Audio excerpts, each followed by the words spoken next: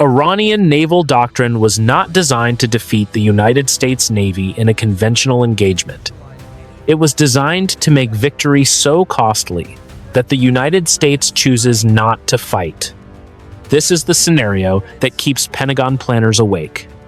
In this hypothetical engagement, analysts examine a confrontation between a United States carrier strike group and the Islamic Revolutionary Guard Corps Navy within the confined, volatile waters of the Strait of Hormuz.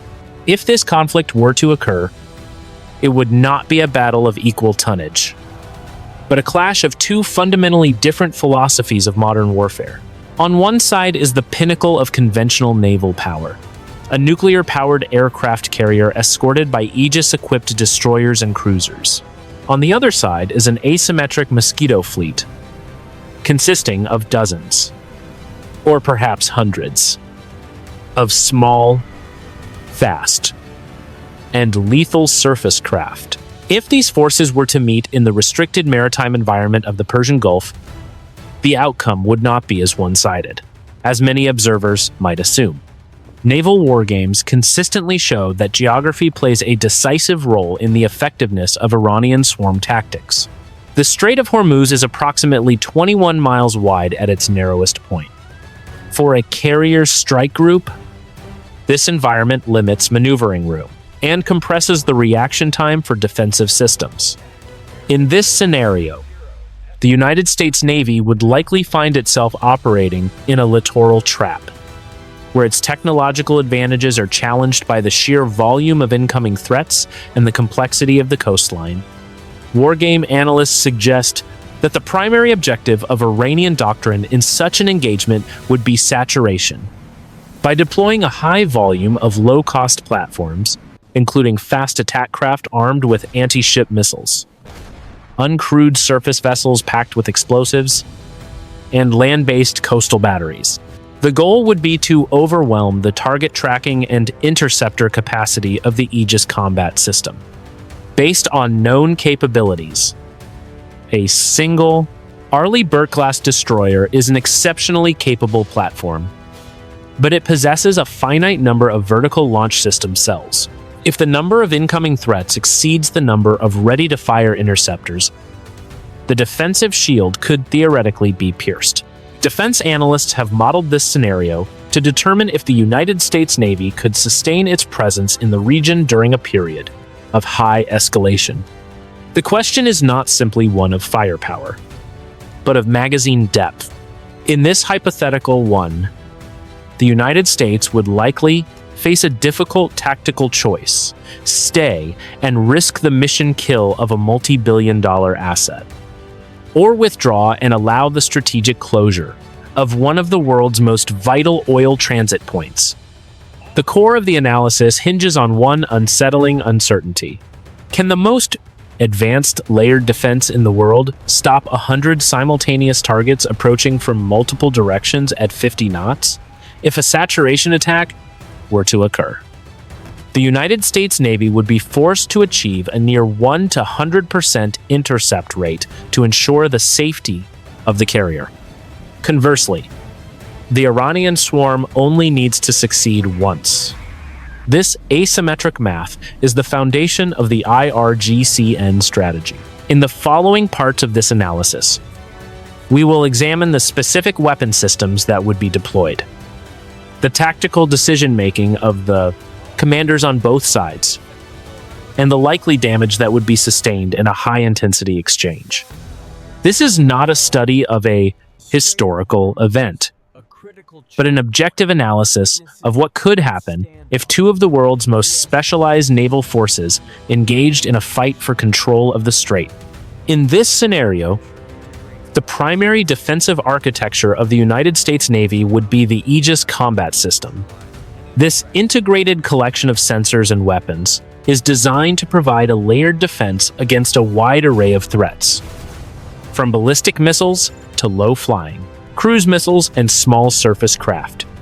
The strike group's screen would typically consist of one Ticonderoga-class cruiser and 2 to 3 Arleigh Burke-class destroyers, all networked together to create a unified tactical picture. At the heart of this shield is the ANSPY, or the newer, an SPY-6 radar. These phased array systems are capable of tracking hundreds of targets simultaneously across a 360-degree field of view, in a hypothetical engagement in the Strait of Hormuz. These radars would be the first to detect the emergence of a swarm from the Iranian coastline.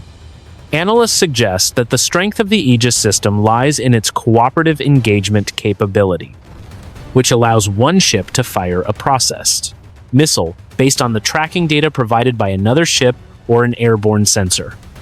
This creates a distributed lethality that is difficult to bypass through traditional means. The defensive layers begin hundreds of miles out with the carrier air wing, F-35 Charlie and FA-18 fighter jets, supported by E-2D, Advanced Hawkeye Airborne, early warning aircraft, would likely act as the outer air battle layer. These aircraft would be tasked with identifying and intercepting Iranian fast attack craft or land-based anti-ship cruise missiles before they could reach the strike group's inner screen. The use of the AIM-120 advanced medium-range air-to-air missile and various precision-guided munitions would allow the air wing to thin out the incoming swarm from a position of relative safety. As the threat closes within the 50 to 100 mile range, the surface, combatants would likely engage using the Standard Missile 6 and Standard Missile 2. These interceptors are designed to neutralize high-speed threats at long ranges. However, defense analysts point out a critical limitation: magazine depth. Each Arleigh Burke-class destroyer is equipped with 90 or 96 vertical launch system cells. While this sounds like a significant number, those cells must be shared between offensive Tomahawk cruise missiles, anti-submarine rockets, and defensive interceptors. In a high-intensity saturation attack, a ship could theoretically deplete its primary defensive magazine in a matter of minutes. For threats that penetrate the long-range screen, the inner zone defense takes over. This includes the evolved Sea Sparrow missile and the rolling airframe missile, which are designed for high maneuverability and short-range intercepts. The final line of defense is the close-in weapon system, often referred to as the phalanx. This radar-guided 20mm Gatling gun fires at a rate of 4,500 rounds per minute, creating a literal wall of tungsten to shred incoming missiles or boats. Despite this formidable technology, the United States Navy possesses an honest and well-documented vulnerability in this scenario: the inability to reload vertical launch cells at sea. If a hypothetical engagement were to involve multiple waves of Iranian fast boats and missiles, the strike group would be forced to withdraw once its primary interceptors were expended. Furthermore, the Aegis system's radar can be challenged by clutter in the littoral environment. The proximity of land and the presence of numerous civilian fishing vessels in the strait could make it difficult for even the most advanced sensors to distinguish a hostile fast boat from a neutral civilian craft until it is within a lethal distance. In this hypothetical analysis, the Aegis shield is viewed not as an invincible wall, but as a sophisticated filter. It is designed to catch the vast majority of threats, but its effectiveness is mathematically tied to the volume of the attack. If the Iranian swarm can exceed the interceptor-to-target ratio of the strike group, the probability of a mission kill on a major United States vessel increases significantly. In this hypothetical scenario, the adversary's strength lies not in technological parity, but in asymmetric volume and geographic advantage. The Islamic Revolutionary Guard Corps Navy, or IRGCN, has spent decades refining a mosquito doctrine specifically designed to counter a technologically superior force like the United States Navy. If an engagement were to occur, the Iranian force would likely rely on a decentralized fleet of hundreds of small, high-speed vessels, many of which are under 15 meters in length. Wargame analysts categorize these forces into two primary tiers. The first tier consists of fast attack craft, such as the Zulfiqar or Tondar classes. These vessels, while small, are often armed with 2 to 4 anti-ship cruise missiles capable of ranges between 15 and 60 miles. In this scenario, these boats would act as the fangs of the swarm, firing their salvos from various vectors to force the Aegis system to divide its tracking resources. The second tier involves fast inshore attack craft, which are often civilian-style hulls, modified with heavy machine guns, multiple launch rocket systems, or even man-portable air defense systems. A significant and evolving threat in this analysis is the use of uncrewed surface vessels, commonly referred to as suicide boats. Defense analysts suggest that the PARG IRGCN would likely deploy dozens of these autonomous or remote-controlled platforms, packed with high explosives. Because these vessels have no crew, they can be commanded to follow high-risk, high-speed intercept courses that would be suicidal for manned craft. In a hypothetical saturation attack, these explosive-laden drones would serve to distract the strike group's close-in weapon systems, potentially creating an opening for more lethal missile-armed boats or land-based batteries. The geographic reality of the Strait of Hormuz would likely be exploited to its fullest extent.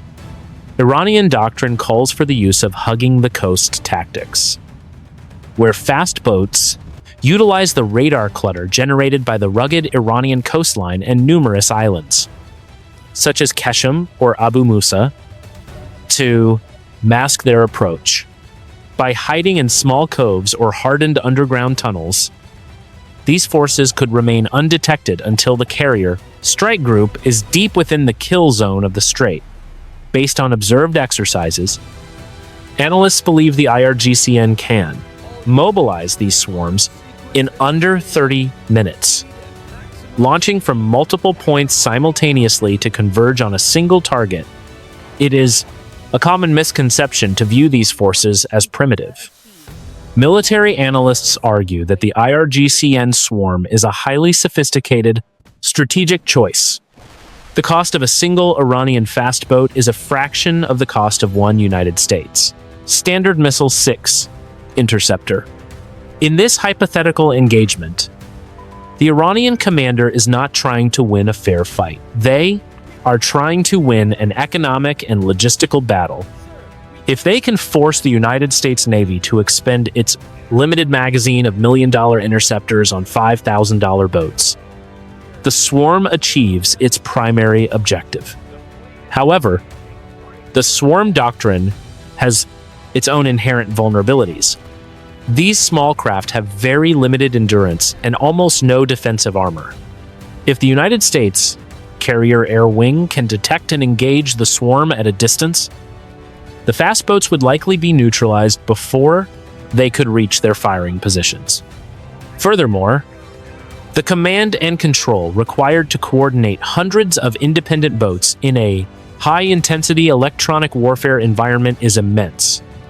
If the United States Navy can successfully jam the communication links between the boats and their shore-based commanders, the swarm would likely lose its cohesion and become a series of uncoordinated, easily picked-off targets.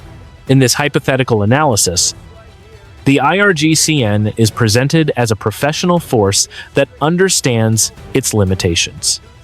Their doctrine does not call for the destruction of the entire United States Navy, but for the focused application of 1,000 cuts against a high-value target. This creates a high-stakes environment where any lapse in the strike group's situational awareness could result in a significant tactical loss. In this scenario, as the carrier strike group would transition from the open waters of the Arabian Sea into the narrower approaches of the Strait of Hormuz. The tactical environment would likely undergo a rapid and claustrophobic transformation.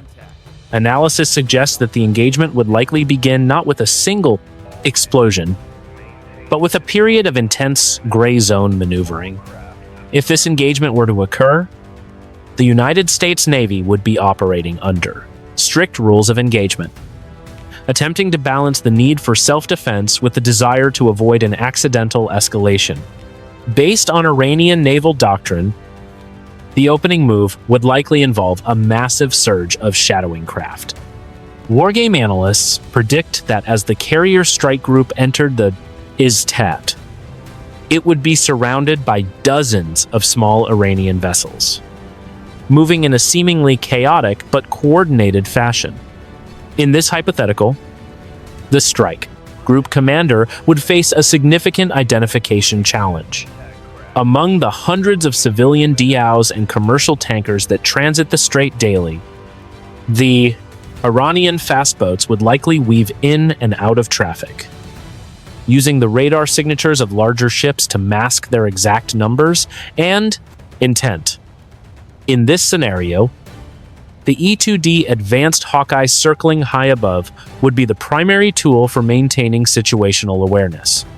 If these forces were to meet, the Hawkeye's radar would likely detect multiple groups of fast-moving surface contacts emerging from bases like Bandar Abbas or the islands of Greater and Lesser Tumb.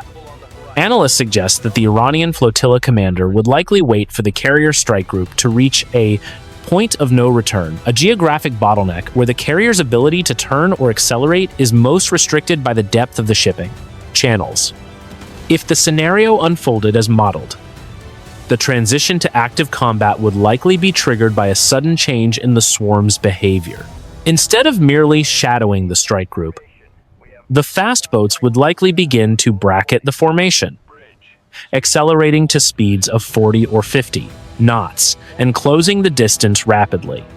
At this stage, doctrine would call for the United States Navy to issue multiple warnings over international maritime distress frequencies. However, if these warnings were ignored and the craft crossed a predetermined defensive bubble, the tactical action officer aboard the lead destroyer would be forced to make a split-second decision. Wargame models predict that the first shots would likely be fired by the strike group screening destroyers. In this hypothetical, the destroyers would likely utilize their 5-inch deck guns or 30mm Bushmaster cannons to fire warning shots across the bows of the lead boats. If the swarm continued its approach, the engagement would likely escalate into a high-volume exchange of kinetic energy. Analysts believe that the Iranian force would likely respond by launching their first wave of short-range anti-ship missiles, such as the Nur or Kosar, from multiple directions simultaneously. The objective of this initial phase for the Iranian force is not necessarily to sink the carrier, but to strip the screen, by forcing the United States destroyers to focus on immediate surface threats only a few miles away. The Iranian doctrine seeks to distract the Aegis system from longer-range threats, such as land-based cruise missiles or incoming suicide drones. In this scenario, the United States Navy would find itself in a multi-domain fight almost immediately, with sailors on the decks of the destroyers engaging fast boats with machine guns, while the Aegis system simultaneously tracks incoming missile salvos. Defense analysts suggest that in these opening minutes, the United States Navy would hold a clear advantage in lethality, but the Iranian force would hold the advantage in initiative. If the swarm is large enough, perhaps exceeding 60 or 70 craft, the sheer number of contacts would likely begin to saturate the strike group's immediate defensive capacity. Based on historical precedent in naval exercises, the clutter of the engagement, the smoke from burning boats, the spray from near misses, and the intense electronic jamming from both sides would likely make the tactical picture increasingly difficult to manage. In this hypothetical, The first few minutes would be a test of nerve and automation. The United States Navy would likely destroy dozens of Iranian craft in the first wave. But the doctrine of the IRGCN is built on the expectation of high losses. If the Iranian command can maintain the cohesion of the swarm despite these losses, they would successfully set the stage for the next, more dangerous phase of the engagement, the saturation of the strike group's magazine depth. If the initial skirmish were to escalate into a full-scale saturation attack, the tactical environment would likely shift from a series of localized firefights into a multi-dimensional battle of attrition. In this scenario, defense analysts have noted that the primary challenge for the United States Navy would not be the lethality of any single Iranian weapon, but the simultaneous arrival of hundreds of independent threats. This is the moment where the Iranian doctrine of distributed lethality would be put to its ultimate test, as the first wave of fast attack craft would be engaged by the strike group's outer screen. Wargame models indicate that the Iranian command would likely activate its land-based coastal defense batteries from hardened mobile launchers hidden along the rugged cliffs of the Iranian coastline. Salvos of anti-ship cruise missiles, such as the Noor and the longer-range Gadir, would likely be launched in synchronized patterns. Analysts suggest that these missiles would be programmed to arrive at the strike group's position at the exact same time as the surface swarm, forcing the Aegis combat system to process high-altitude, high-speed threats, and low-altitude, high-speed surface threats simultaneously. In this hypothetical engagement, the MH-60 Sierra helicopters stationed aboard the carrier and its escorts would likely play a pivotal role. Tasked with swarm defense, these helicopters would likely be deployed to create a buffer zone between the fast boats and the high-value units. Armed with AGM-114 Hellfire missiles and 20mm door guns, these crews would be responsible for picking off individual craft before they could reach their optimal firing range. However, if this scenario unfolded, these helicopters would be operating in an extremely high-threat environment, vulnerable to man-portable air defense systems fired from the very boats they are hunting. Defense analysts suggest that a critical decision point for the carrier strike group commander would occur approximately 10 to 15 minutes into the engagement. As the missile density in the air increases, the Aegis system would likely transition into auto-special mode. In this state, the system's computers would take over the task of prioritizing and engaging targets, as the human operators would likely be overwhelmed by the sheer volume of data. Analysts have modeled that in a saturation environment, the system might prioritize a high-speed incoming missile over a slower-moving suicide boat, potentially allowing the surface threat to close within a lethal distance. Based on known capabilities, the Iranian force would likely utilize decoy doctrine during this escalation phase. If this engagement were to occur, dozens of small boats might be used as missile sponges' sacrificial platforms, designed to draw fire from the strike group's limited supply of interceptors. Wargame analysts emphasize that every Standard Missile 6 used to destroy a low-cost boat is a missile that is no longer available to stop a supersonic cruise missile. This is the magazine depth problem manifesting in real time. If the Iranian force can force the expenditure of 40 or 50 interceptors in the first few minutes, the strike group's defensive shield would begin to thin dangerously. Analysts believe that in this phase, the United States Navy would likely utilize electronic warfare to its maximum extent. The AN/SLQ-32 electronic warfare suite would likely be used to jam the guidance systems of incoming missiles and the communication links of the swarm. However, Iranian doctrine has evolved to include home-on-jam capabilities and decentralized command structures that allow individual boat captains to operate autonomously if their links are severed. This suggests that while electronic warfare would likely degrade the swarm's effectiveness, it would not be a silver bullet solution. In this scenario, the atmosphere within the carrier's bridge and the destroyer's combat information centers would be one of extreme focus and high-stakes calculation. The sound of 5-inch guns firing at a rate of 20 rounds per minute would be constant, punctuated by the high-pitched scream of the close-in weapon systems engaging targets at point-blank range. Analysts suggest that for the sailors involved, the battle would likely feel like a chaotic blur. But for the Aegis system, it would be a series of mathematical problems being solved at the speed of light. If this escalation phase were to reach its peak, the carrier strike group would be at its most vulnerable. The convergence of land-based missiles, air-launched munitions, and 100 surface craft would create a wall of steel that is historically unprecedented in naval warfare. This is the moment where doctrine meets the cold reality of physics and probability. The outcome would depend on whether the Aegis shield can hold its integrity under a level of pressure it was designed for, but has never faced in a real engagement.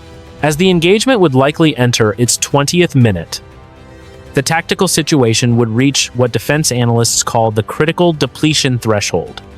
In this scenario, the primary concern for the United States Navy would not be the quality of their weapons, but the finite quantity of interceptors housed within the vertical launch system cells.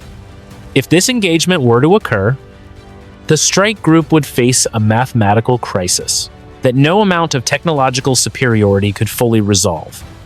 Wargame models indicate that a single Arleigh Burke-class destroyer typically carries 90 or 96 vertical launch system cells.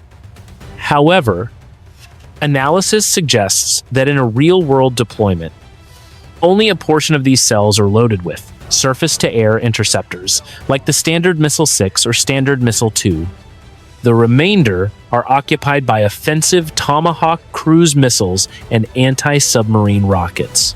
In a high-intensity saturation attack, where 2 interceptors are often fired at a single high-priority target to ensure a kill, a destroyer could expend its primary defensive magazine in an incredibly short window of time. In this hypothetical, the Iranian command would likely recognize this reloading gap. Iranian doctrine emphasizes the use of successive waves. If the first wave of fast boats and older cruise missiles successfully force the United States destroyers to empty their racks, a second, more lethal wave of modern supersonic missiles and explosive-laden uncrewed surface vessels would likely be launched immediately after. Analysts believe that this is the moment where the engagement would tilt. Without the long-range reach of the Standard Missile 6, the strike group's defensive perimeter would shrink from 80 miles to less than 10 miles. Based on known military doctrine, the carrier strike group commander would likely be forced into a prioritization triage. In this scenario, the tactical action officer would have to decide whether to expend the final few standard missiles on a cluster of incoming fast boats, or save them for a potential follow-on attack by land-based ballistic missiles. If the commander chose to hold the missiles, the surface swarm would likely penetrate the inner screen.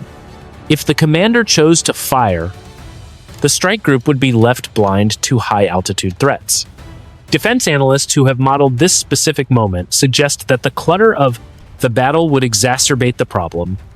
By this point in the hypothetical engagement, the sea would likely be littered with the wreckage of dozens of Iranian craft and the infrared decoys deployed by the United States ships. This would create a chaotic environment for the AN SPY-6 radar, potentially leading to target tracking dropouts. If the Iranian swarm could exploit even a 30-second gap in radar tracking during this depletion phase, they would likely achieve their objective of closing the distance. In this scenario, the critical moment would be defined by the leaking of threats through the primary shield. Analysts suggest that if even 5% of a 100-target swarm leaks through, the outer and middle layers. The inner zone defenses would be forced into a simultaneous, multi-axis engagement. This is where the physical limitations of the ship's superstructures come into play. A destroyer can only point its close-in weapon systems at a limited number of targets at once. If threats arrive from more vectors than there are available gun mounts, a hit becomes statistically probable. The United States Navy training emphasizes magazine management. But in the heat of a saturation attack in the Strait of Hormuz, the pressure to survive would likely override long-term logistics. Analysts believe that once the vertical launch system cells are exhausted, the strike group is effectively mission killed in terms of its ability to project power, even if no ship has yet been hit. The group would be forced to withdraw from the strait to seek a secure location for a multi-day reloading process, a process that currently cannot be performed at sea. In this hypothetical analysis, the critical moment is not a single explosion, but the realization that the shield has reached its limit. For the Iranian force, this would represent a tactical victory. By forcing the expenditure of the United States Navy's most expensive and capable interceptors, the swarm would have achieved the primary goal of asymmetric warfare, making the cost of remaining in the theater higher than the United States is willing to pay. As the swarm crosses the 5-mile threshold, every close-in weapon system in the formation would likely activate simultaneously. In this hypothetical engagement, the sound would be audible 10 miles away, a continuous mechanical roar as 20mm Gatling guns cycle at 75 rounds per second. This is the danger zone, where the multi-million-dollar long-range interceptors are no longer an option, and the survival of the United States ships depends on raw kinetic volume and automated point defense. In this scenario, the exchange would likely be brutal and rapid. Wargame analysts suggest that, at this range, the sheer density of the Iranian swarm would create a target-rich but time-poor environment. The rolling airframe missile launchers would begin, ripple firing, their heat-seeking interceptors darting out to neutralize incoming explosive-laden boats and low-flying missiles. Simultaneously, the strike group's destroyers would be utilizing their 30mm cannons to engage targets at a rate of 1 every few seconds. However, analysis suggests that even the most advanced point defense has a saturation point. If 30 or 40 fast boats and uncrewed surface vessels were to converge on a single destroyer from multiple tower angles, the ship's close-in weapon systems would be forced to switch targets so rapidly that slewing time, the physical time it takes for the gun to turn, becomes a critical vulnerability. In this hypothetical engagement, a single uncrewed surface vessel, masked by the smoke and wreckage of its predecessors, would likely find a gap in the defensive fire. Based on modeled outcomes, the result would likely be a mission kill on at least one United States surface combatant. If a high-speed explosive craft were to impact the hull of an Arleigh Burke-class destroyer, the resulting blast would likely not sink the ship, but it would cause catastrophic damage to its sensitive electronic arrays and propulsion systems. In this scenario, the destroyer would remain afloat, but it would be effectively removed from the fight, its radar blinded, and its ability to defend the carrier neutralized. On the other side of the exchange, the Iranian losses would be staggering. Analysts believe that for every successful hit on a United States vessel, dozens of Iranian craft would be disintegrated by the intense defensive fire. The IRGCN crews would be operating in a literal kill box, where their lack of armor makes them vulnerable to even small arms fire from the carrier's security details. Historical precedent in asymmetric naval warfare suggests that while the Iranian force is prepared for high casualties, the loss of command and control boats early in the exchange could lead to a sudden collapse of the swarm's coordination. Defense analysts emphasize that this phase of the engagement would be characterized of the 22,000 by sensory overload. The smell of cordite and burnt fuel would hang heavy over the water, and the infrared sensors of the Aegis. Ships would be challenged by the hundreds of heat signatures from burning wreckage. This battlefield clutter is a double-edged sword, while it masks the approach of new threats. It also makes it difficult for Iranian shore-based controllers to see which of their boats are still operational. In this hypothetical exchange, the United States Navy's honest vulnerability is the concentration of value. The loss of a single destroyer represents a significant percentage of the strike group's total combat power.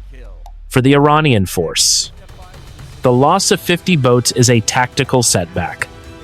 But the mission kill of one Aegis destroyer is a strategic triumph. If this scenario unfolded, the sailors aboard the carrier would likely witness the first successful penetration of their defensive screen in the modern era.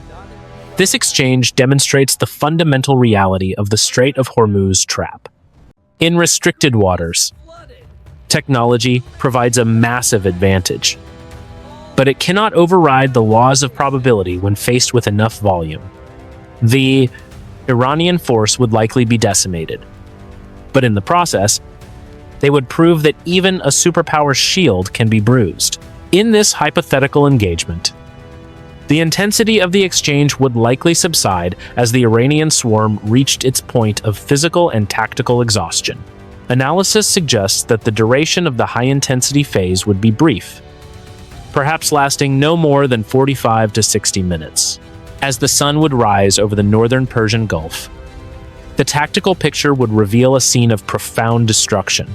If this scenario occurred, the United States Navy would likely remain in control of the shipping lanes, but the cost of that control would be visible to the entire world. Based on wargame models, the Iranian Revolutionary Guard Corps Navy would likely have lost over 80% of the craft committed to the attack. In this scenario, the surface of the strait would be littered with the smoldering remains of fast attack craft and uncrewed vessels. The Iranian doctrine of sacrifice would have been executed to its fullest extent, resulting in the loss of hundreds of personnel. However, from the perspective of Iranian leadership, these losses would be viewed as the price of a successful asymmetric demonstration. For the United States carrier strike group, the outcome would likely be a victory defined by heavy cost. Analysts believe that at least one Arleigh Burke-class destroyer would be mission-killed, rendered combat ineffective due to multiple impacts from suicide boats or low-flying cruise missiles.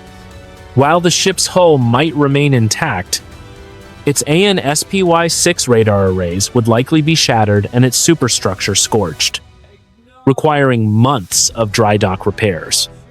In this scenario, a second escort vessel might also suffer significant damage. Having been forced to place itself in the path of incoming threats to protect the aircraft carrier, the carrier itself, the centerpiece of the strike group, would likely survive the engagement without catastrophic damage. However, defense analysts suggest that near misses from large-scale explosions could cause internal systems failures or damage to the flight deck, temporarily halting air operations. If this scenario unfolded, the carrier strike group would be forced to transition from a combat posture to a damage control and recovery posture. The most significant loss, however, would be in the magazine depth. With its vertical launch system, cells nearly empty, the strike group would be effectively toothless against any immediate follow-on attack.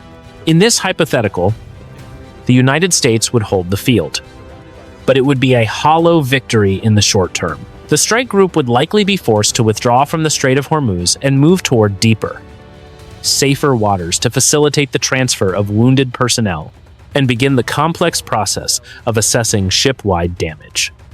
Because the United States Navy currently lacks the capability to reload vertical launch cells at sea, the entire group would be forced to depart the theater of operations entirely, heading for a major friendly port in the region or back to a primary naval base. The human cost would be equally sobering. In this scenario, the United States Navy would likely suffer dozens of casualties, primarily among the crews of the screening destroyers that bore the brunt of the swarm's impact. For a public accustomed to lopsided technological victories, the sight of a damaged American destroyer being towed through the water would represent a significant psychological shift. Defense analysts suggest that this outcome would lead to an immediate and intense debate within the Pentagon regarding the sustainability of forward-deployed carrier groups in restricted littoral environments. If this engagement were to conclude as modeled, the strategic objective of the Iranian force would have been partially met. While they did not sink the carrier or permanently close the strait, they would have demonstrated that the Aegis shield is not a guarantee of safety. In this analysis, the outcome is earned by the math of saturation. The Iranian force spent a few $100 million in low-cost assets to inflict billions of dollars in damage and force the withdrawal of a multi-billion-dollar strike group. The United States would hold the strait, but at a price that would shock the American public and fundamentally change the calculus of future deployments in this region. This hypothetical engagement would mark the end of the era of uncontested naval supremacy in confined waters. In this scenario, the primary lesson for defense analysts is the brutal reality of the cost-exchange ratio. If a hypothetical engagement in the Strait of Hormuz were to occur, it would highlight a fundamental imbalance in modern naval warfare. A single Standard Missile-6 interceptor costs approximately $4 million. In contrast, the Iranian fast attack craft. It is designed to destroy might cost less than $50,000. Wargame models suggest that an adversary does not need to be technologically superior to be strategically effective. They only need to be cheaper and more numerous than the defensive capacity of their opponent. Analysis suggests that the United States Navy's reliance on high-cost, high-precision munitions creates what some call a logistical glass jaw. If these forces were to meet, the strike group would likely be forced to expend its most capable and expensive assets against targets of negligible individual value. This leads to the second major lesson of this hypothetical. Magazine depth is no longer merely a tactical concern, but a strategic vulnerability based on known capabilities. The inability to reload vertical launch system cells at sea means that once a ship has defended itself against a large-scale swarm, it is effectively removed from the theater for days or weeks. In this scenario, the Iranian force would not need to sink a ship to achieve a strategic victory. They would only need to force it to leave the area to rearm. Analysts believe that the littoral wall remains one of the most difficult challenges for even the most advanced Aegis-equipped vessels. If this scenario unfolded, the proximity of land and the presence of thousands of neutral civilian vessels would continue to degrade the effectiveness of long-range sensors. This analysis teaches us that technological overmatch is often neutralized by geographic undermatch. In the narrow confines of the strait, the compressed reaction times would likely force automated systems into decision-making roles that are still not fully understood in high-stress, high-clutter environments. If the Aegis combat system must decide between a fishing boat and an explosive drone in a fraction of a second, the margin for error is non-existent. Furthermore, the engagement would likely underscore the inherent risk of concentrated value. The United States Navy builds its doctrine around a small number of extremely expensive and capable platforms, such as the carrier and its escorts. In this hypothetical engagement, the mission kill of a single destroyer represents a massive blow to national prestige and regional deterrence. Conversely, the Iranian doctrine of distributed lethality treats its hundreds of small boats as expendable assets. If this engagement occurred, it would suggest that a swarm of many low-value targets can be more resilient than a screen of few high-value targets.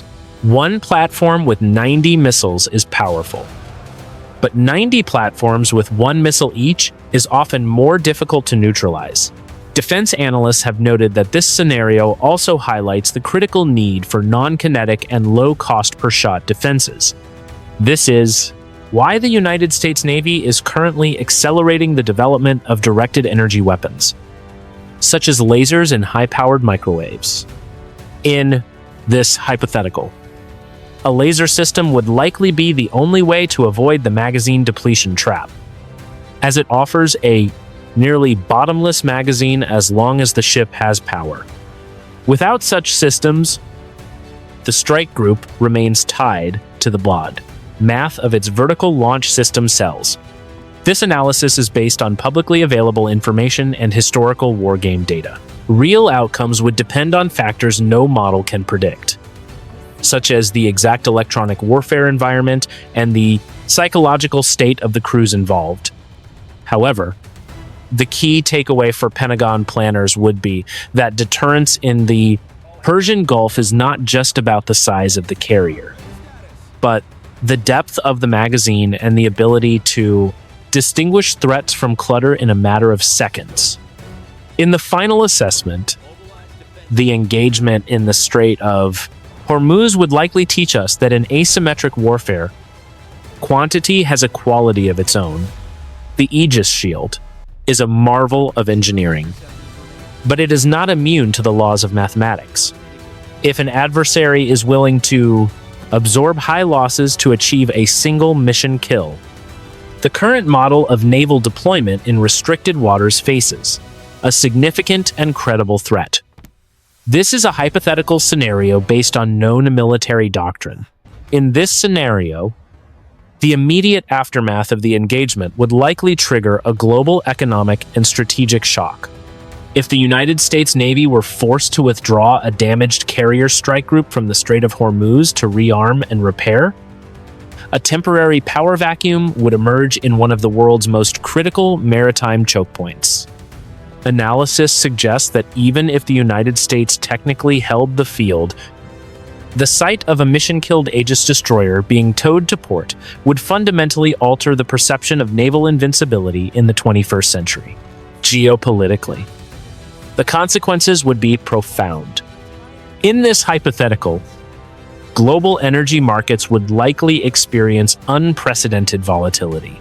Wargame models predict that insurance rates for commercial shipping in the Persian Gulf would skyrocket, effectively closing the strait to civilian traffic, far more effectively than any physical blockade. This outcome illustrates that in modern asymmetric warfare, the psychological kill is often as significant as the physical one. By demonstrating the ability to inflict high-tier damage, the Iranian force would have successfully challenged the status quo of regional deterrence. Defense analysts believe that such an engagement would lead to an immediate and aggressive shift in United States Navy procurement. If the vulnerability of concentrated high-value assets were exposed in this way, the Department of Defense would likely accelerate the transition toward distributed maritime operations. This would involve moving away from a small number of massive carriers and toward a larger fleet of smaller, autonomous, or semi-autonomous vessels. The lesson of the swarm would likely result in the rapid fielding of shipborne laser systems and high-powered microwave weapons designed to engage hundreds of targets without the limitations of a physical magazine. Furthermore, this scenario indicates that the role of the aircraft carrier in littoral waters would be permanently redefined. Doctrine would likely shift toward keeping carrier strike groups hundreds of miles further away from hostile coastlines, relying on long-range uncrewed platforms to project power into the kill zone of a strait.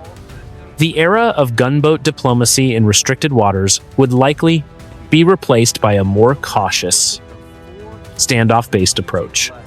In summary, this analysis reveals 4 key lessons.